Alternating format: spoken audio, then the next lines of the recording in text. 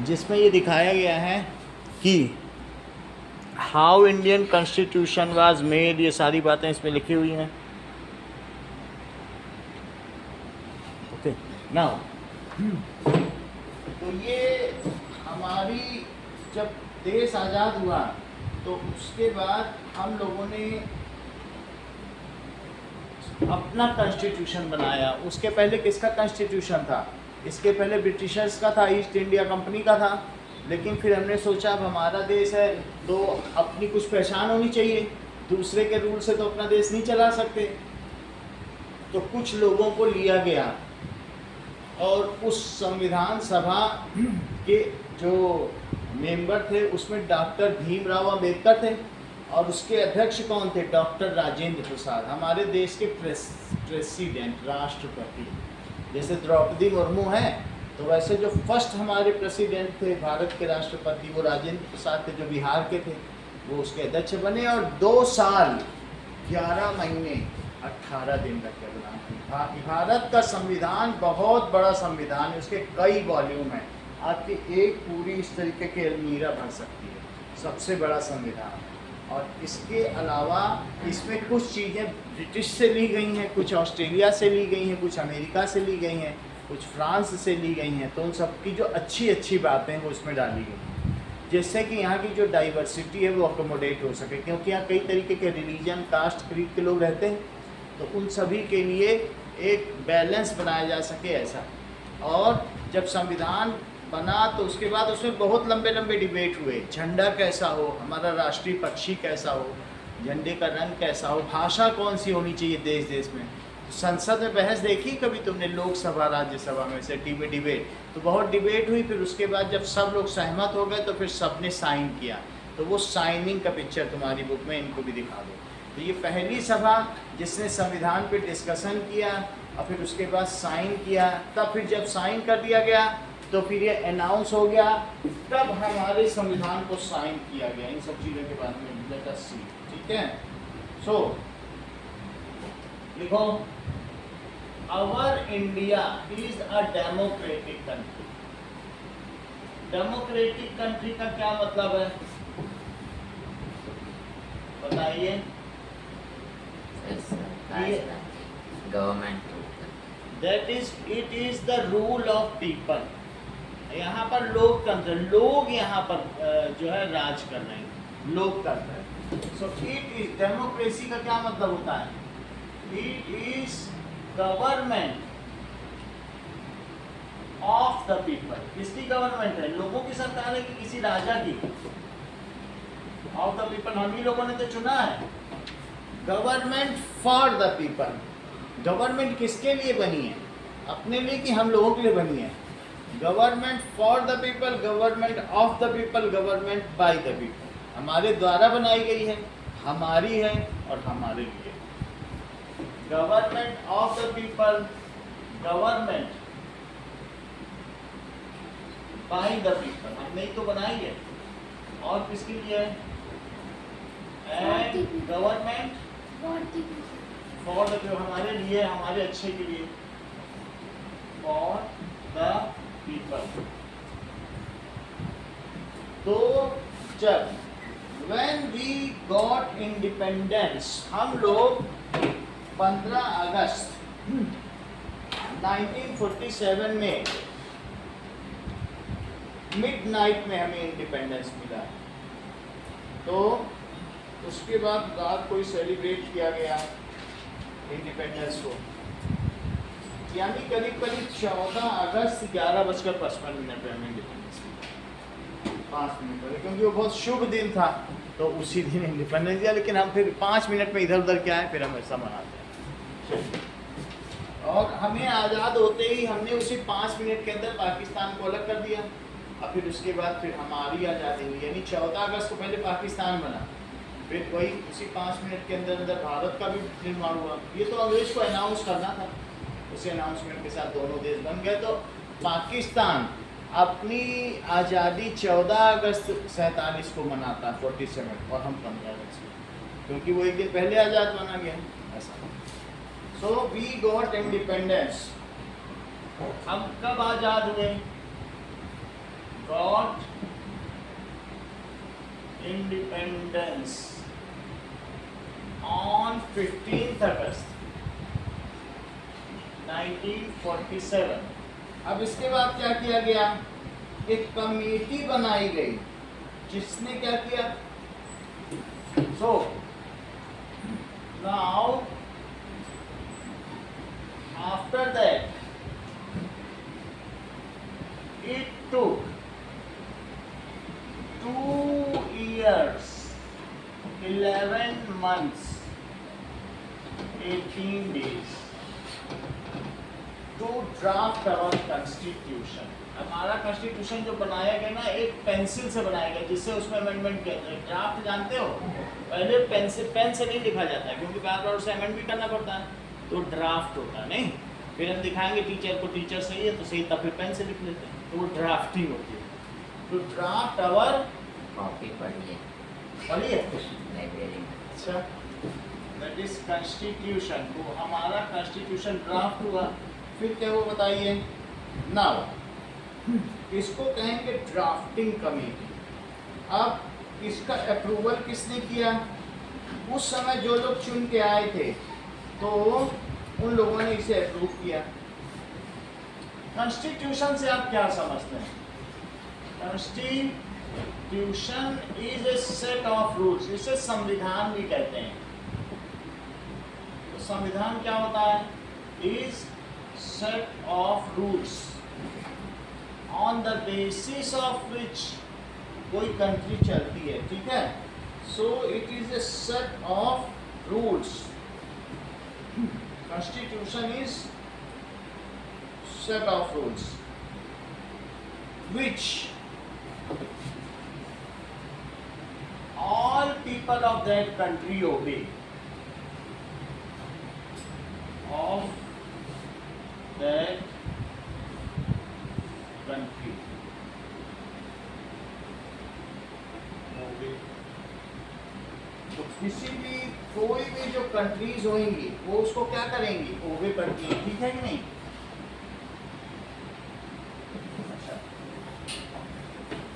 अब जरा देखो, जितने भी डेमोक्रेटिक कंट्रीज हैं वहाँ कॉन्स्टिट्यूशन है। ऐसे तो नहीं होगा कि सरकार बन जाए फिर अपनी मन मर्जी से चला, उसको भी किसके हिसाब से चलना पड़ता है, रूल बुक। कॉन्स्टिट्यूशन का दूसरा नाम क्या है, rule book. All democratic countries have constitution, but जिनका कॉन्स्टिट्यूशन है क्या वो डेमोक्रेटिक कंट्री है? चाइना में कॉन्स्टिट्यूशन है, बताओ चाइना डेमोक्रेटिक कंट्री है? नहीं, क्योंकि वहाँ पर एक जो कम्युनिस्ट पार्टी वही रूल करती है, उसका एक पेज का कॉन्स्टिट्यूशन। हमारी तो पूरी इतनी लाइब्रेरी भर जाएगी, उसका बस छोटा सा है कि सरकार दंड देगी। क्या देगी सरकार ही जाने, बोले कुछ ये करोगे ऐसा करोगे तो दंड मिलेगा, सरकार अपने। तो इस तरीके से तो जिस जिस देश में डेमोक्रेसी है वहाँ कॉन्स्टिट्यूशन होना जरूरी है। बट इसके आगे का sentence, and but where the constitution exist that need not to be democratic. ठीक है, हो सकता है वहाँ मोनार्की हो सकता है वहाँ पर दूसरा कोई शासन हो, कई तरीके का ब्यूरोक्रेसी, मोनार्की और कई तरीके के शासन होते हैं। जैसे राजा का शासन को तुम लोग क्या कहते हो, मोनार्की। तो आपकी बुक में क्या लिखा है, एवरी डेमोक्रेटिक कंट्री, सेंटेंस पूरा करो हेमंत। कंट्री हैज, बोलो, हर एक लोकतांत्रिक देश की क्या होता है, कॉन्स्टिट्यूशन। सब जगह संविधान होता है कि नहीं? बट द कंट्री, लेकिन वो देश विच हैज कॉन्स्टिट्यूशन, इस सेंटेंस को पूरा करो, पूरा करो। लेकिन जहाँ कॉन्स्टिट्यूशन है need not to be democratic.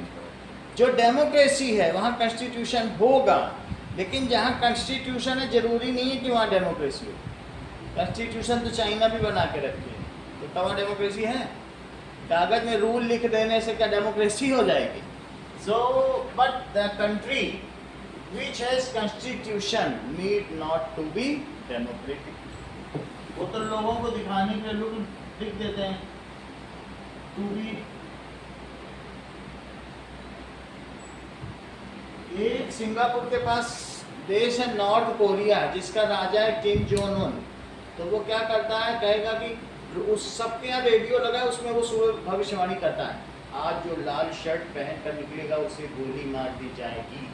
बस उस दिन जो निकलेगा ठहरा है, उसने निकाल दिए कि 15 तरह के हेयर कट है, इसके अलावा जो और किसी तरीके का हेयर कट लेगा सब काट देगा। छोटी छोटी चीज़ों को लेके वहाँ पर उसने आतंक मचा रखा। तो क्या वो कॉन्स्टिट्यूशन है? उसने भी अपनी एक कॉन्स्टिट्यूशन, वो एक डेमोक्रेसी नहीं है लेकिन वहाँ भी कॉन्स्टिट्यूशन कि सबको ये बात सुननी है, किम जोंग उन का रेडियो डेली सुनना है, जान बचानी है, रोज जान के लिए लोग संघर्ष करते हैं। उसके सेनापति ने वो ब्रीफिंग दे रहा था सबको, हमें अपने देश को ऐसा करना है, और सेनापति को ऐसे ऐसे जमाई आ गई, यॉइंग करने लग गया सेनापति। तो अब ये तो आया, ठीक है, तो सेनापति को जमाई आ गई, उसने उसको तोप के सामने रख के उड़ा दिया। थोड़े दिन वो बीमार पड़ा, उसकी बहन ने शासन चलाया, बीमार पड़ गया तो अभी बहन ने 1-2 गड़बड़ काम किए, उसको तोप के सामने उड़ा दिया। उसने अपने परिवार के किसी बंदे को नहीं छोड़ा, सबको तोप से उड़ा चुका है। तो इतनी बात तो तुम्हें समझ में आ गई कि डेमोक्रेसी कितनी कीमती है। अब देखिए तो कॉन्स्टिट्यूशन हमें क्या बताता है, that is what are our fundamental rights. हमको बताता है कि हमारे अधिकार क्या हैं, और क्या बताता है, what is our moral duties about, हमारे मौलिक कर्तव्य क्या है। सिर्फ अधिकार ही नहीं मिले तो क्या तुम्हारा क्या अपने देश के प्रति कर्तव्य है कुछ? देश संकट में आए तो कौन बचाए, तुम्ही को तो बचाना है। तो कॉन्स्टिट्यूशन हमें क्या बताता है, constitution gives us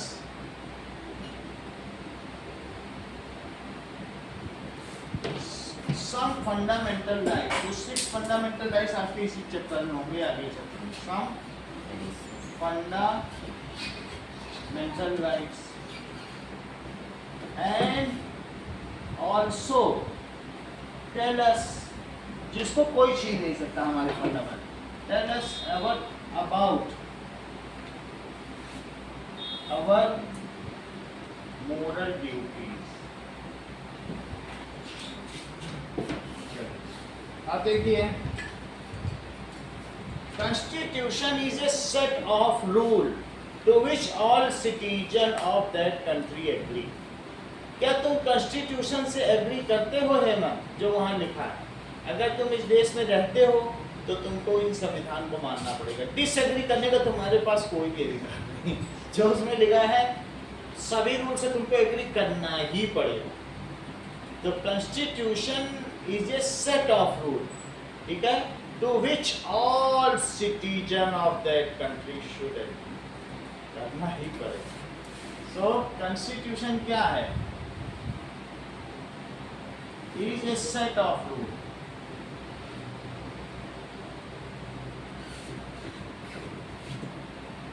to which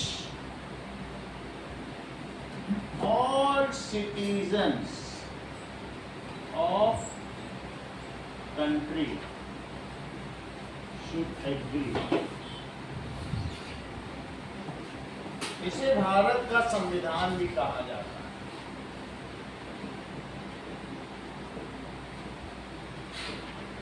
विधान का मतलब कानून होता है, और सम का क्या मतलब होता है? इक्वल। तो इक्वल प्लस लॉ, संविधान, ऐसा लॉ जो सबके लिए इक्वल, संविधान। विधि समझते हो? विधि किसको कहते हैं? कानून को। विधि ने तेरी कथा लिखी है, आंसू में कलम डुबोए, तेरा दर्द न जाने को विधि है। विधाता किसको कहते हैं? भगवान को बनाने वाला। तो विधाता ने जो बनाया है वो विधान। विधाता ने हम लोगों के लिए भी यहाँ विधान बनाया है, कानून बनाया है। ऐसे ही सरकार भी बनाएगी, और कानून बनाने वाले को विधायक कहते हैं, है कि नहीं? तो सब विधि से। अब देखो ना, अब हम देखें, ये तो बात हो गई। इस पहले फिगर में तुम्हें क्या दिखाया गया है? इसमें दिखाया गया है हमारे संविधान के निर्माण की शुरुआत 1946 में शुरू हुई थी, और ये नवंबर 1949 में बनकर तैयार हुआ। अब कुछ और भी चीजें बताएं। देखो पहली लाइन पढ़ो जो फिगर में लिखी, फिगर की सब लाइन इंपॉर्टेंट है। इन 1934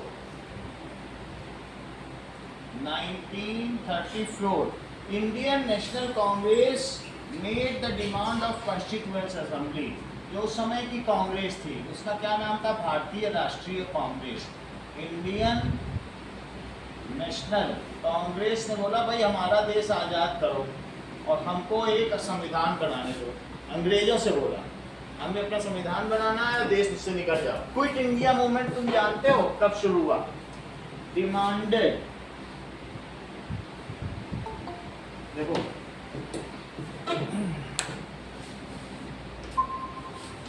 आप लेट क्यों हो गए बेटा?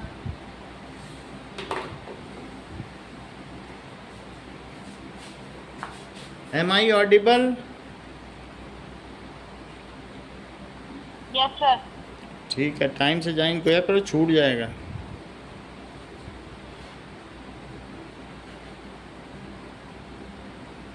चलो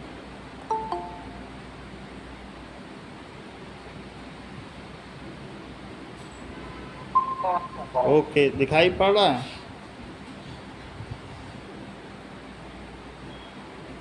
अभी सही है? Is it visible? ठीक है चलो। तो हमारे देखो कब नेशनल कांग्रेस ने बोला, इंडियन नेशनल कांग्रेस ने demanded for constituent assembly.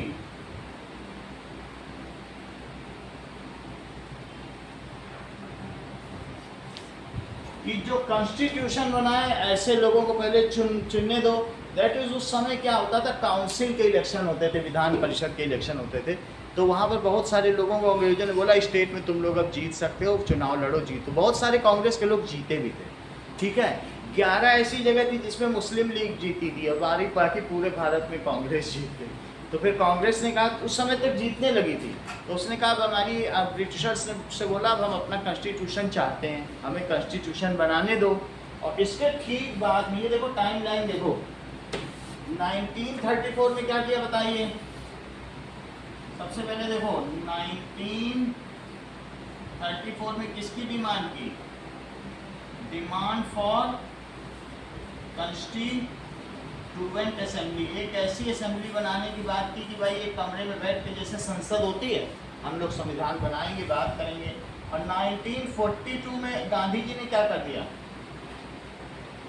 Quit India movement. कि अंग्रेजों से कहा भाई तुम निकल जाओ। क्या बोला? 34 में डिमांड हुई थी और 42 में क्या बोल दिया? तुम भारत से निकल जाओ। ये नहीं बोला कि हमको अधिकार दो, बोला कुछ नहीं दे रहे चलो हटो। यहाँ तक कि जब हम 47 में आज़ाद हुए आखिरी अंग्रेज को बाहर से खदेड़ दिया गया, एक भी अंग्रेज को नहीं रहने दिया। और कहीं नहीं हुआ, न साउथ अफ्रीका में न ऑस्ट्रेलिया में, अंग्रेज रुक गए थे। लेकिन भारत में गांधी जी ऐसे पीछे पड़े कि भगा ही दिया, अंग्रेज रुक ही नहीं पाए। पर वरना अंग्रेज और कहीं से नहीं भागे। Quit India movement. अच्छा इसके बाद देखो 19 आगे बताया गया है 1946 में अंग्रेज इनकी बात मान गए। दिसंबर 19 अभी देश आज़ाद नहीं हुआ है, अभी अगस्त में होगा। लेकिन उन्होंने बोला ठीक है तुम लोग बैठो संविधान बनाओ। क्या हुआ बोलो? Start of making, started drafting constitution. देखो उसमें पहली लाइन में लिखा है, पहली दूसरी में लिखा हुआ है ड्राफ्टिंग कॉन्स्टिट्यूशन, कहीं लिखा है। और फिर बोलो हम लोग अगस्त में क्या हुए? Got India got independence. और फिर बोलो इसके बाद नवंबर 1949 26 नवंबर को ये देखो कॉन्स्टिट्यूशन वाज ड्राफ्टेड, बन गया हमारा कॉन्स्टिट्यूशन। कॉन्स्टिट्यूशन वाज कंप्लीट, ये ड्राफ्ट हो गया। इस यहां से यहां तक कितना समय लगा बताओ? शुरुआत से यहां तक 2 साल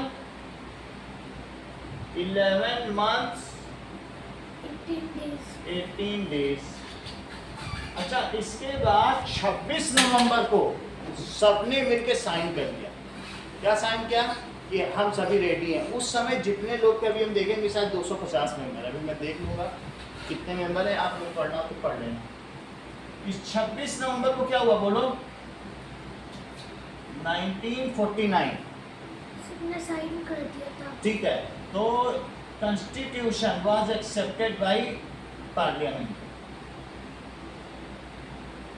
was accepted by। फिर लागू कब हुआ, कब ये प्रोमलगेट हुआ? 26 जनवरी। क्योंकि 26 जनवरी, ये देख लो 26 जनवरी 1930 को लाला लाजपत राय ने पूर्ण स्वराज की मांग की थी। तो बोले सबसे पवित्र दिन कौन है? जब हमने पूर्ण स्वराज मांगा था 26 जनवरी सबसे अच्छा दिन है, हम उसी दिन भारत को संविधान देंगे, पूर्ण स्वराजवादी माने। तो महत्वपूर्ण दिन हुआ कि नहीं? तो पूर्ण स्वराज तो तुम समझते ही होगे ना, हिंदी में नहीं, स्वराज, पूरा स्वराज हमारा होना चाहिए, डिमांड है। तो इसलिए तब तक लोगों से कहा भाई तुमको दे रहे हैं और इस फोटो छप के आ गई है मार्केट में, पढ़ो 3 महीने। ये नहीं हम कह रहे हैं कि इतना मोटा संविधान है कोई आज ही हम दें और कल ही कहें चलो कह दो तुमने नहीं माना, बेचारा कोई कैसे पढ़ पाएगा। तो जनता को पढ़ने के लिए उन्होंने कितना दिया? 26 नवंबर से 26 दिसंबर, 26 दिसंबर से 26, 2 महीने दिए। बोला 26 जनवरी को लागू हो जाएगा। अभी कब लागू हो गया बताओ? It was promulgated. 26 जनवरी। तो प्रोमलगेटेड का क्या मतलब है? लागू होना। ऑन 26 जनवरी 1950, यानी लगभग आज़ादी के 3 साल बाद लागू हो गया। सही है। फिर ये माना गया जितने भी राज्य हैं सब भारत के हिस्से हैं और सब अपना अपना काम करेंगे। तुम्हें मालूम है 26 जनवरी को क्या होता है? सबकी परेड निकलती है, सबकी झांकी निकलती है, सब अपने पूरे पॉम्प एंड शो के साथ निकलते हैं कि हम भी भारत के हिस्से हैं। मणिपुर वाला ऐसे यहाँ पर वो कबूतर के पंख लगाकर झींगा लाला करता है, तो कहीं कोई वो आबरा का डाबरा बना के पूरा घूमता है वो ऐसे ऐसे। तो वो सब क्या दिखाया जा रहा है कि हम जैसे थे, हमने अपना कल्चर नहीं छोड़ा, अपनी एथनिक पहचान नहीं छोड़ी, और इंडिया ने हमको ऐसे ही एक्सेप्ट किया है और हम भी इंडिया को एक्सेप्ट कर रहे हैं, and we all are happy.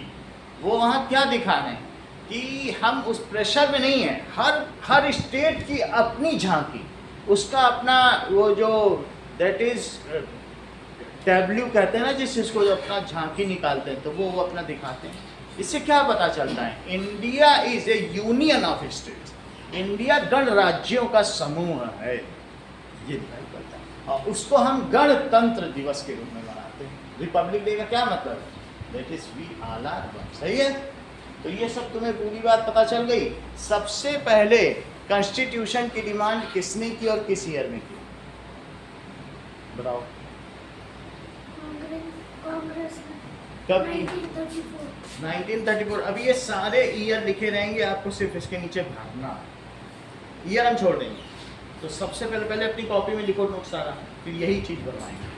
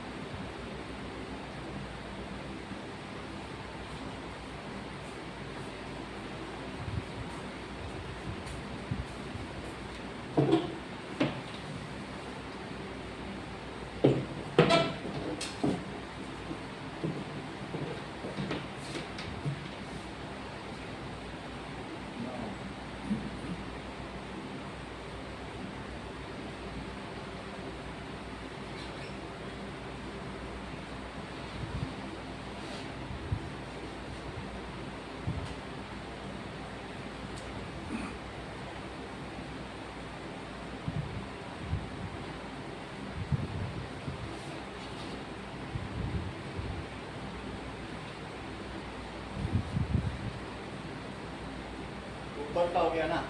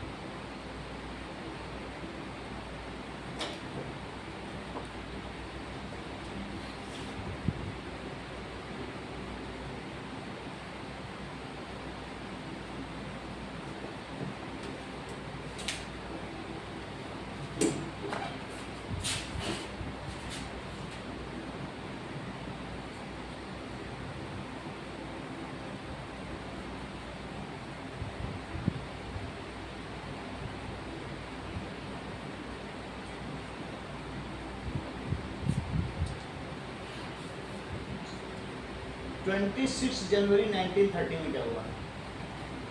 पूर्ण स्वराज डिमांडेड। पूर्ण स्वराज 1934 में क्या हुआ? इंडियन नेशनल कांग्रेस ने क्या किया डिमांड करे कॉन्स्टिट्यूशन कि हमें कॉन्स्टिट्यूशनल संविधान सभा बनाने दी जाए। उसके बाद 1942 में क्या हुआ? Quit India movement. भारत छोड़ो आंदोलन। 9 दिसंबर 1946 में क्या हुआ? To make constitution. That is britishers agree allowed to make constitution. फिर उनको बैठा दिया। दैट इज 15 अगस्त 1947 को क्या हुआ? India is independent.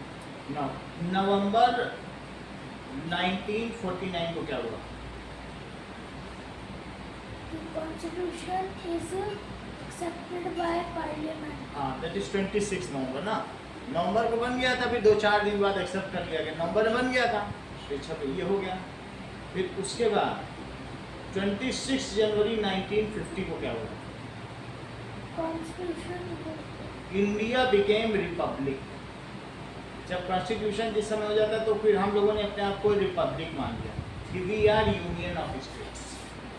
अगर मैं ये पूछूं दैट इज प्रोमलगेशन भी लिख सकते हो या इंडिया बिकेम रिपब्लिक। कैसा नेचर हो गया हम लोग का? इंडिया बिकेम रिपब्लिक, यानी जहां पर इलेक्शंस होंगे। रिपब्लिक का क्या मतलब है? पब्लिक जहां पर चुनेगी, बार बार पब्लिक ही चुनी जाएगी। रिपब्लिक पब्लिक ही चुन के आती है और कोई नहीं। नाम से ही पता चल रहा है। अब देखिए, अब कुछ नई चीजें। नेपाल में क्या हुआ?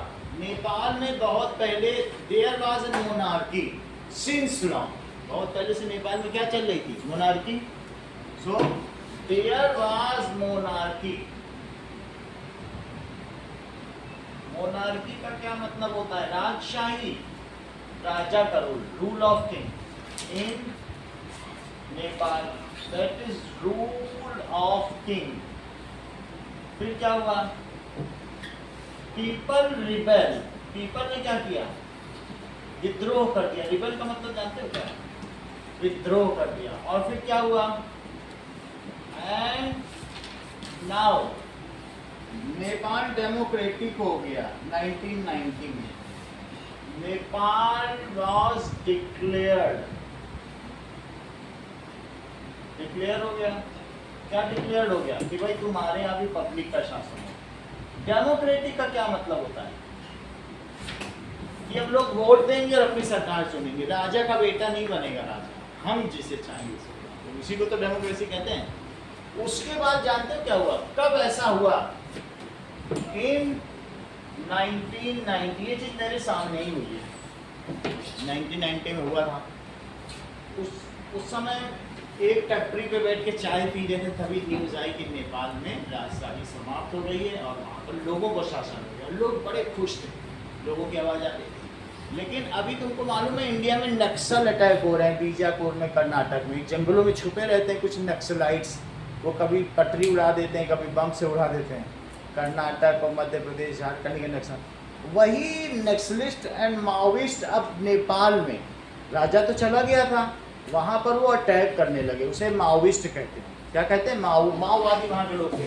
तो वो अटैक करने लगे, तो लोगों ने सोचा अरे राजा को जब से हमने हटाया है हमारे यहाँ तो अशांति हो गई। वहाँ का राजा किंग ज्ञानेंद्र था। कौन था बोलो? There was king Gyanendra.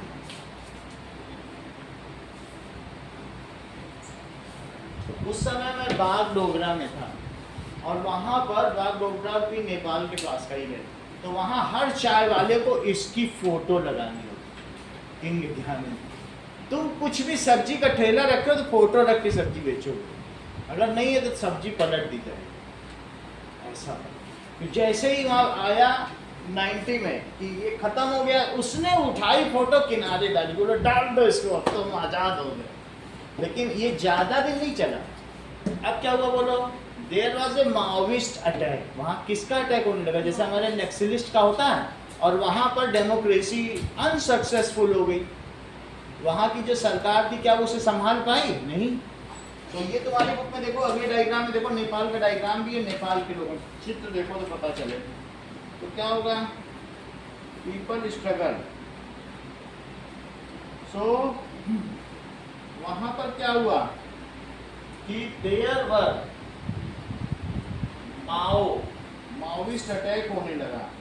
तो उसकी वजह से अटैक हुआ and king Gyanendra came back after 12 years and उसने क्या किया? Declared monarchy. उसने कहा फिर राजा होगा, चलो फोटो लगाओ।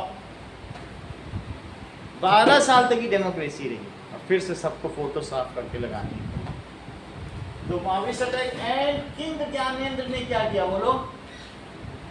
Gyanendra with help of force, वो जो फोर्स थी 12 साल पहले उसे ज्ञानेंद्र की फोर्स थी, वो अभी भी उसकी लॉयल थी। बहुत सारे लोग उसके वफादार थे, बहुतों को उसने बहुत पैसा खिलाया होगा, उन्होंने उसकी वफादारी की और फिर से उसको सत्ता मिल गया।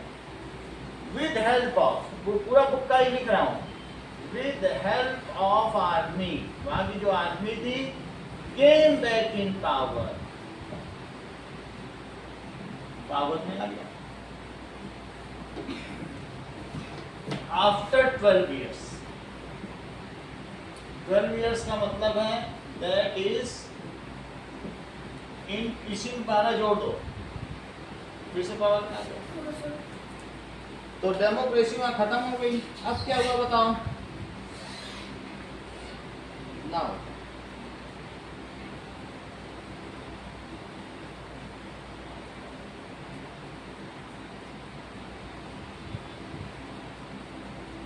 एंड फाइनली उसने क्या किया? पावर आ गया और फिर the Maoist joined other political party swine. और फिर क्या हुआ? Imminent return to democracy. 2006 में फिर क्या हुआ? इन 2006 अगेन डेमोक्रेसी केम। पहले डेमोक्रेसी, फिर मोनार्की, और फिर क्या हुआ? डेमोक्रेसी पाना आसान नहीं है, क्योंकि राजा के लोग बार बार चाहेंगे कि हमारे यहाँ पे फिर से पावर आ जाए। वोट कोई क्यों दे? हम राजा थे, हम राजा रहेंगे, कोई क्यों दे? तो वहाँ पर डेमोक्रेसी आई, फिर मोनार्की आई, 2006 में 4 साल बाद फिर क्या आ गई? फिर से डेमोक्रेसी आई। अगेन डेमोक्रेसी केम। क्यों? क्योंकि जो माओविस्ट थे उन्होंने पॉलिटिकल पार्टी बना ली, उन्होंने अपना नकाब मास्क बदल दिया, बोला अब पॉलिटिकल है, तो लोगों ने उन्हें वोट दी। राजनीतिक पार्टी को तो वोट मिल ही जाता है ना, तो वो अब दूसरे रूप में आ गए। और अब देखो उसके बाद से नाउ टिल नाउ, और इस वजह से now Nepal is democratic, Nepal democratic है। तो आप देख रहे हैं कि चित्र में लोग खुशी मना रहे हैं। 1-2 साल का अंतर जरूर है, 1-2 साल लग जा रहे हैं। Made finally the king restored the third parliament. फिर उसने बताया कि नेपाल में 1-2 साल लगता है, 2006 से 2008 हुआ। 2-3 साल लगता है, लेकिन एक टाइम लाइन। तो आप समझ गए ना कि नेपाल में 1-2 बार में कैसे है। अब आगे अगला चित्र देखो जो उसके बगल में बना है, वो क्या बता रहा है बताइए।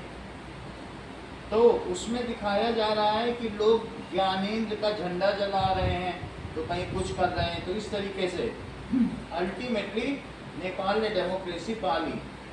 और नेपाल ने 2015 में क्या किया बोलो, बुक में लिखा है, पढ़ो। 2015 डेट तुमको दिख रही है। एडॉप्टेड न्यू कॉन्स्टिट्यूशन, संविधान। उसी में देखो यहाँ लिखा 2015 में इसने क्या किया अपना संविधान। नहीं पढ़ो।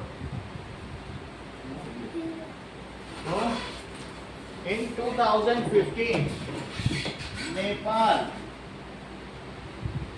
adopted its constitution। बिना कॉन्स्टिट्यूशन के तो कुछ होगा ही नहीं ना, इसलिए सारे देश जो डेमोक्रेटिक होते हैं वो अपना संविधान बनाते हैं। चलो आगे पढ़ो। Constitution plays a crucial role. Constitution क्या करता है, वो गाइडलाइन देता है कि तुम्हें कैसे राज करना है, कैसे नहीं राज करना। ओके, कॉन्स्टिट्यूशन गिव्स अस एक सम गाइडलाइन। अब अगला कार्टून देखो। इस कार्टून में आरुष तुम क्या समझ रहे हो, देखो। Anil, today I am going to report you to Mrs Rao. एक मॉनिटर है, but what I have done. तो मॉनिटर किसी को भी कह देता है ना कि मैं तुम्हारी शिकायत करूंगा मिस राव से या मिसेस राव से। Ma'am, while you were away, Anil kept talking loudly and disturbing the class. He would not listen to me. वो मुझे नहीं सुन रहा था।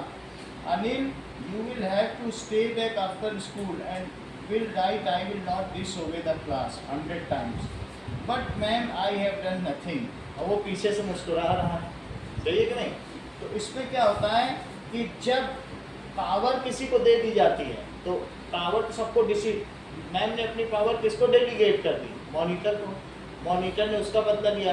लेकिन क्या तुम्हें ये लगता है कि ये जो दूसरा लड़का है वो कौन है बताओ, जिसको सजा मिली है। अनिल, एक अनिल है और दूसरा कौन है, दूसरे का नाम है सुरेश।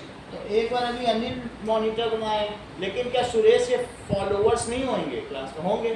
कभी मैं पूछेंगी किसको मॉनिटर बनाया जाए तो सब लोग कहेंगे अगली बार सुरेश को, उसके साथ अन्याय हुआ तो सुरेश बन जाएगा, वो अनिल से 100 बार लिखवाएगा। बात समझ आई। तो पावर लटती पर लटती रहती, सबके एक बार सबके हाथ में नहीं रहती है। तो डेमोक्रेसी में यही होता है कि हमने तुमसे बदला लिया तो तुम हमसे बदला लोगे। सब पॉलिटिकल पार्टी यही तो करती हैं। वो उसको भ्रष्टाचारी ठहराती है तो वो उसको ठहरा देता है कि यू आर करप्ट। बोलेगा अच्छा अब हम आएंगे तो तुमको करप्ट। अब देखिए नीचे प्रश्न पूछे गए हैं कि मान लीजिए in what way the class monitor miss using the power. क्या वो अपनी पावर मिस यूज करा, देखो उसको मुस्कुराता हुआ दिखा रहा है। लास्ट चित्र वो स्माइलिंग है। In which of the following situation is a minister misusing his power, refuses to sanction a project of ministry for sound technical reason. वो हो सकता है कि कोई मिनिस्टर कह दे हम ये प्रोजेक्ट नहीं चलने देंगे, हम ये पुल नहीं बनने देंगे। किस लिए नहीं बनने देंगे, क्योंकि ये बीजेपी ने बनवाना शुरू किया, तो मैं कांग्रेस हूँ। तो इससे नुकसान किसका होगा, पब्लिक का। ब्रिज नहीं बनने दे रहा है क्योंकि बीजेपी ने करवाया था शुरू काम, ऐसा भी हो सकता है। Threaten to send security staff to rough up his neighbour, send his security staff. ये भी कह सकता है कि हम अपने लोगों को भेजेंगे तुमको पिटवाएंगे, ऐसा भी कोई मिनिस्टर कर सकता है। Call up the police station asking them not to register a complaint that is likely to be filed against their relative। तुमको बुला सकता है कि तुम्हारे रिलेटिव जो है वो संदेहास्पद कामों में लगे हुए थे, तुम क्यों नहीं है, तुमको उनकी रिपोर्ट करनी चाहिए, वो तुम्हारे तुम्हें फंसा सकता है कोई मिनिस्टर। तो ऐसा भी हो सकता है कि कोई अपनी पावर का गलत इस्तेमाल भी कर सकता है। कर तो राजा भी सकता है, कुछ भी कर सकता है, ठीक है। However there are supreme courts.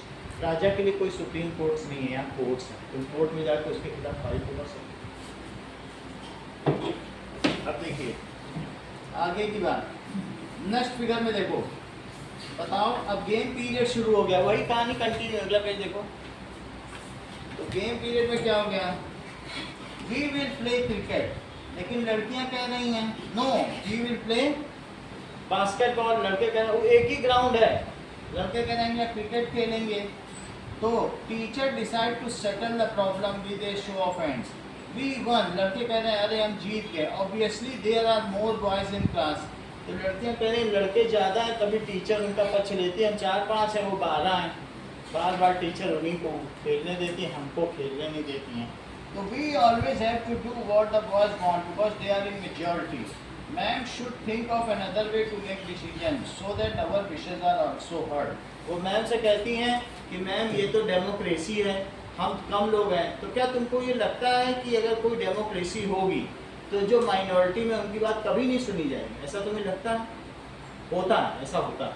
कई बार क्या होता है कि जो डेमोक्रेसी है, डेमोक्रेसी में क्या होता है बताइए, जो जिसको ज़्यादा लोग चुनेंगे उसकी सरकार बनेगी, लेकिन ज़्यादा लोगों में भी फूट पड़ जाती, कई बार आपस में ही ग्रुप बन जाते हैं। तो ऐसे में जो माइनॉरिटी है उसका वोट बैंक इम्पॉर्टेंट हो जाता है। हमारे देश में 17% मुस्लिम है, लेकिन तुमको क्या नहीं लगता बहुत सी पार्टीज मुस्लिम के पीछे क्यों भागती बताओ? क्योंकि जिसको वो 17% वोट एक साथ मिलेगा, क्या वो सत्ता में नहीं आ जाएगी? इसलिए चाहे देखो कांग्रेस मुस्लिम का पक्ष लेती है, समाजवादी पार्टी, तुमने देखा है क्या? तुमने उनके एड्रेस में ये सब बातें सुनी है ना? और ऐसा बीजेपी नहीं कर रही है, वो चाहती है कि हम मेजॉरिटी को यूनाइट करके उसका वोट ले लें। Ultimately it is a war of vote. सब अपनी टैक्टिक्स इसलिए लगाते हैं हमको वोट मिल जाए, हमको पावर मिल जाए, इसके अलावा कहीं कुछ नहीं। रिलीजन बहुत पीछे आता है, लेकिन कोई रिलीजन के हिसाब से बांट रहा है, कोई दलित पंडित के हिसाब से बांट रहा है, तो कोई किसी तरीके से ओबीसी के हिसाब से बांट रहा है। Why these parties are doing so that to divide and rule. उनको बांट दो और क्या करो, शासन करो, इसलिए ऐसा करती हैं। तो माइनॉरिटी भी समझे ग्रुप ही है, अब वो अगर एक साथ एक खड़ी होगी तो सबकी लालच उस पर जाएगी, सब पार्टी उसी के लिए सोचेंगे वो वोट कर, उसको ये कर दो वो कर दो, ये चीज़, क्योंकि बड़े ग्रुप में तो पता नहीं कौन किसको देगा, वो अगर खुश हो गए तो दे दिया जाए। समझ में आ गई बात कि नहीं? तो इसलिए डेमोक्रेसी में ये नहीं सोचना चाहिए that is voice of every citizen is important because vote counts, every vote counts ना, ऐसा।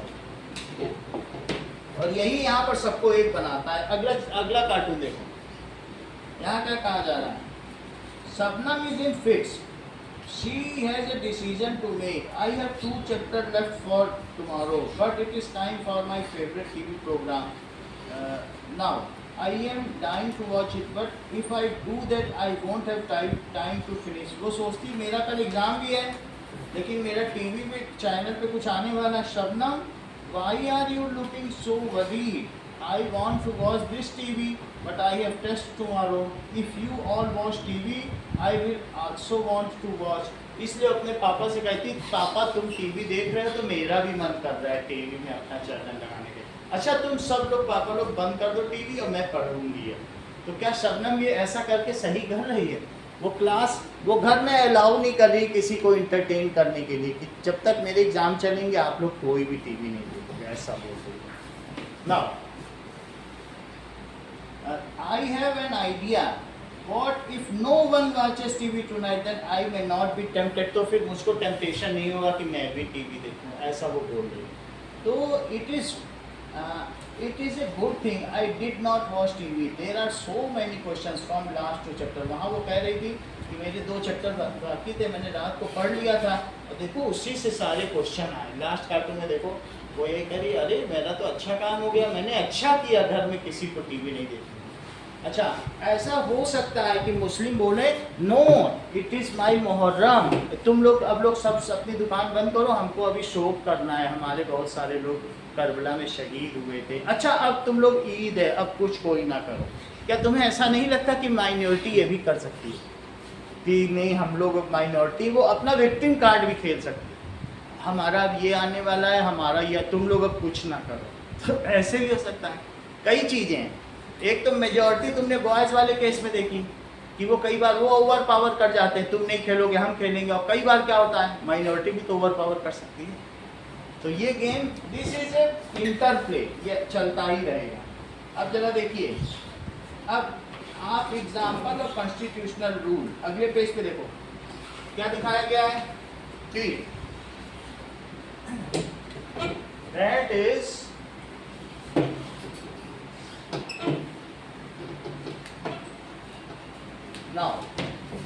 The people of Nepal adopted a new constitution after the success of people movement for democracy.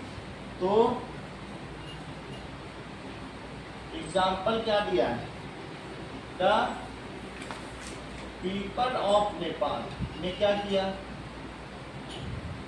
Adopted a new constitution. कब किया था?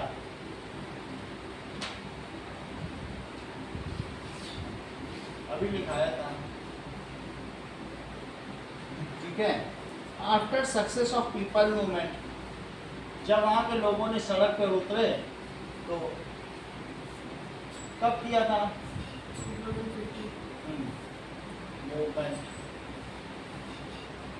तो इससे क्या पता चल रहा है? It lays down idea that define the kind of country that we want to live in. उन्होंने, इससे क्या पता चलता है कि Suresh the class monitor wrongly picks on Anil इस क्लास में। तो यहाँ पर ऊपर क्या चीजें लिखी हैं? Important role in democratic society and the constitutive rules that you have read about through these examples. Constitutive rules कौन कौन से हैं? कंस्टिट्यूटिव रूल्स, इस उन्होंने क्यों कॉन्स्टिट्यूशन अडॉप्ट कर लिया? क्योंकि उन्होंने कहा जब तक कॉन्स्टिट्यूशन नहीं होगा फिर ज्ञानेंद्र आ जाएगा, फिर माविस्ट आ जाएंगे, फिर लड़ो, तो हमें कॉन्स्टिट्यूशन होगा तो कोई नहीं आ पाए। वो इतने साल क्यों अदल बदल के क्यों आने लगे? क्योंकि उन्होंने 1990 के बाद जब आए थे पहली बार 1990 में ही कॉन्स्टिट्यूशन अडॉप्ट कर लेना चाहिए। गलती तो उन्होंने तभी की, क्यों उन्होंने 25 साल ऐसे इंतजार किया? तो ये सब होता क्या?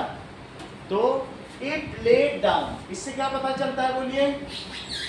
It laid down certain rules that people wish to obey. और जो people होंगे वो क्या बनना चाहते हैं? Wish to obey. आगे देखो, Suresh the class monitor wrongly picks on Anil.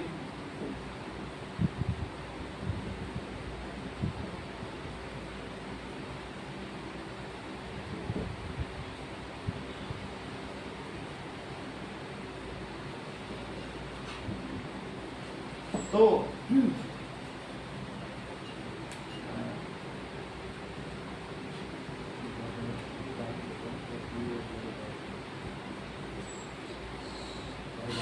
Suresh, the class monitor, wrongly picked. That is power. He misuses. वो क्या कर रहा है? बोलो। The power given to him, किसने दिया? By class teacher. और ये कैसा होगा? It is unconstitutional. क्या ये संविधान के हिसाब से है? नहीं ना। It is unconstitutional.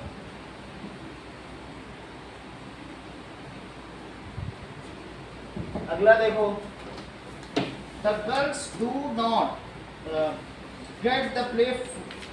The girls do not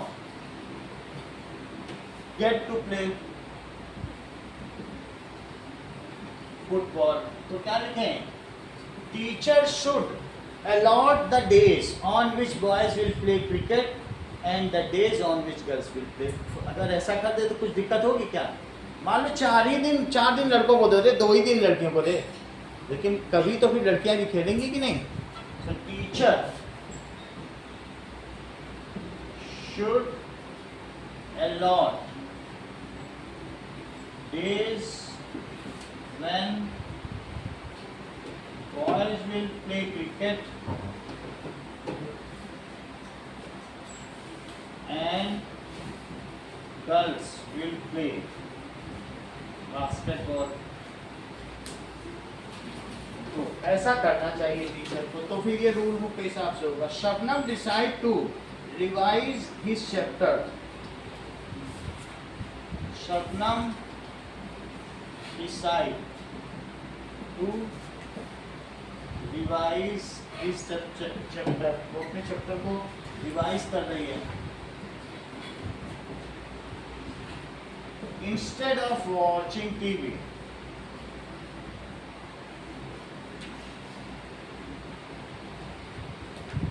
Shabnam is playing victim card. Shabnam क्या कर रही बोलो?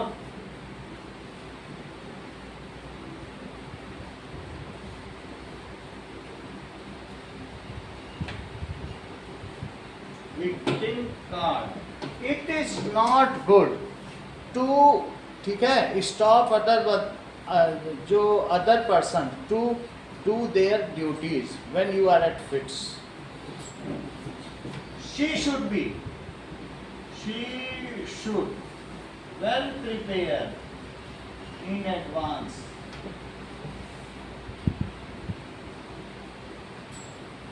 and do not cause inconvenience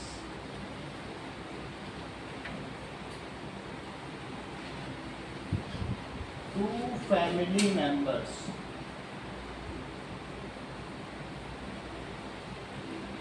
तो वो सबको टीवी नहीं देखने दे रही है। अब ये देखिए,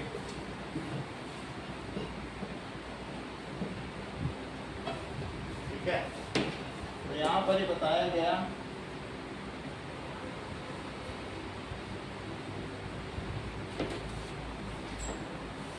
ना। ये बताइए 26 जनवरी 1930 में क्या हुआ?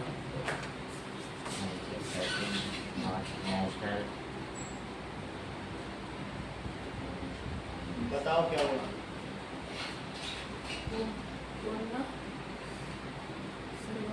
पूर्ण स्वराज, हमारा स्वराज हो। लाला ये जो लाजपत राय ने कहा कि भाई भारत को अब हमारा स्वराज होना चाहिए, अंग्रेज तुम चले जाओ। पूर्ण स्वराज क्या कहते हैं? पूर्ण स्वराज की मांग की। ये बताइए 34 में क्या हुआ? 1934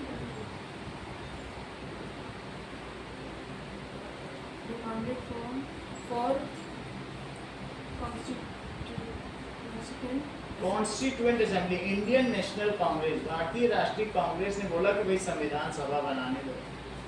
तो उसके बाद ये बताइए 1942 में प्रत्युष क्या हुआ? किसने चालू किया भारत छोड़ो आंदोलन? गांधी जी ने चालू कर दिया। फिर उसके बाद दिसंबर 1946 में क्या हुआ?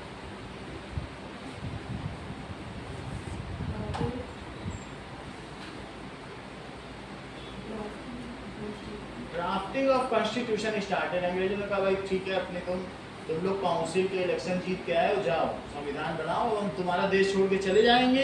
क्योंकि 45 में अंग्रेज जो थे वो क्या हुआ था, सेकेंड वर्ल्ड वॉर जीते थे, उनके बहुत सारे सैनिक मारे जा चुके। उन्होंने कहा कि सब सैनिक तो मर गए, भारत में राज कैसे करेंगे, इससे अच्छा छोड़ के जाओ। आधे से ज़्यादा सैनिक तो ऐसे ही मर गए थे सेकेंड वर्ल्ड वॉर में। समझ में आ गया? तो अब उसके बाद अगस्त 1947 में क्या हुआ? इंडिया ने इंडिपेंडेंस पाया। अच्छा, नवंबर 1949 में क्या हुआ?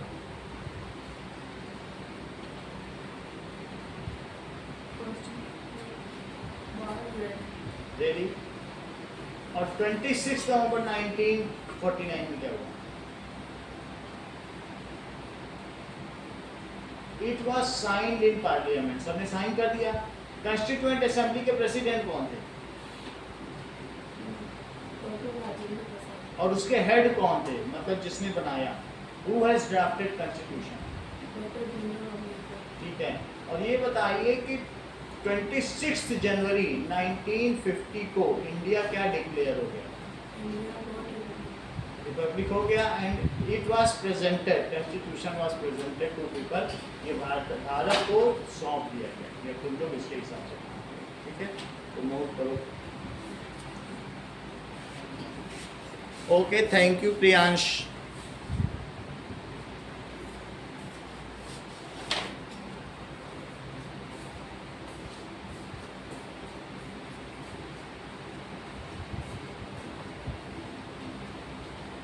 भारत में कौन कौन से एसएसटी के सेंटर होगा? हो गया?